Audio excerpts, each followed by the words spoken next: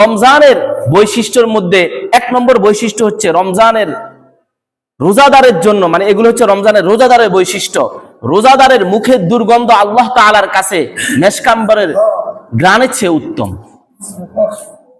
এভাবে রমজানের রোজাদারের জন্য সমুদ্রের মাছও ইফতার পর্যন্ত তার জন্য দোয়া করতে থাকে। অন্য হাদিসের মধ্যে রয়েছে রমজানের রোজাদারের জন্য ফেরেশতাগণ ইফতার পর্যন্ত তাদের জন্য ক্ষমা প্রার্থনা করতে থাকে, যারা রমজানের রোজা রাখেন। এইভাবে 3 নম্বর, রমজানের রোজাদারের সম্মানে আল্লাহ তাআলা প্রতিদিন জান্নাতকে সুসজ্জিত করতে থাকেন।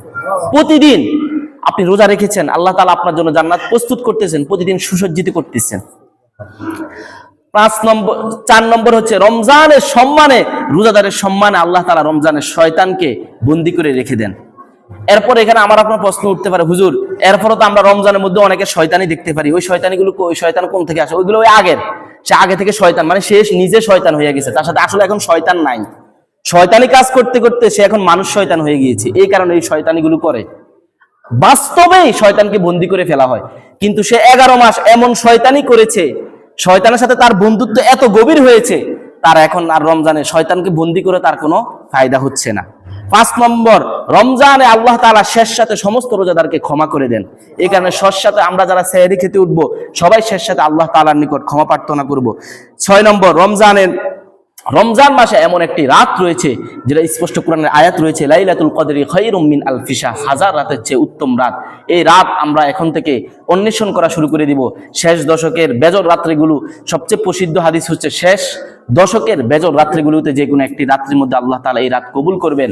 তো আমরা রমজানের এই বরকত, রমজানের এই রহমত, এই নাজাত, এগুলো যদি আমি আপনি রমজানের মধ্যে যদি হাসিল না করতে পারি, তাহলে আমি আপনি সবচেয়ে বড় হতভাগার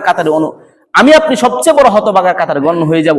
এটা আমার কথা না, রাসূল কারীম সাল্লাল্লাহু আলাইহি সাল্লাম বলেছেন, ওই ব্যক্তি সবচেয়ে নির্বোধ বলেন না, রাসূল কারীম সাল্লাল্লাহু আলাইহি সাল্লাম বলেছেন, ওই ব্যক্তি ধ্বংস হোক যে ব্যক্তি রমজানে রোজা পেয়েছে কিন্তু সে তার গুনাহগুলো ক্ষমা করতে পারলো না।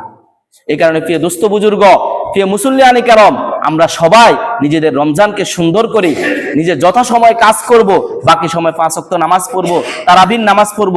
মান ক্বামা রমাদানা ঈমানান ওয়া ইহতিসাবান গুফিরা লাহু মা তাকদ্দামা মিন যামবিহি, যে ব্যক্তি রমজানের রাতে তারাবির নামাজ পড়ে, রমজানের মাসে তারাবির নামাজ পড়ে, আল্লাহ তাআলা বলতেছেন তার জীবনের সকল গুনাহগুলো ক্ষমা করে দেওয়া হয়। বুখারী শরীফের 36 নং হাদিস। এই কারণে আমরা তারাবির নামাজকে গুরুত্বের সহকারে তারাবির নামাজ পড়ব। রমজানের যে পবিত্রতা, সেই পবিত্রতা আমরা সবাই রক্ষা করে চলবো। আল্লাহ তাআলা আমাদের সকলকে আমল করার তৌফিক দান করুক। ওয়া আখিরু দাওয়ানা আলহামদুলিল্লাহি রাব্বিল আলামিন।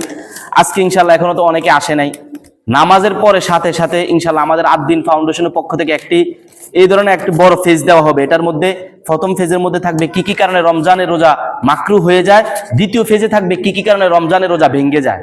এক পৃষ্ঠার মধ্যে সর্বোচ্চ 10 মিনিট লাগবে, আপনি যদি বুঝে বুঝে পড়েন তাহলে 10 মিনিট লাগবে। সবাই এগুলো পড়ে নেবেন, এগুলো দিয়ে দেওয়া হবে। এরপরে কারো যদি কোনো মাসালা অস্পষ্ট থাকে তাহলে সরাসরি আমার কাছে এসে বুঝে যাবেন।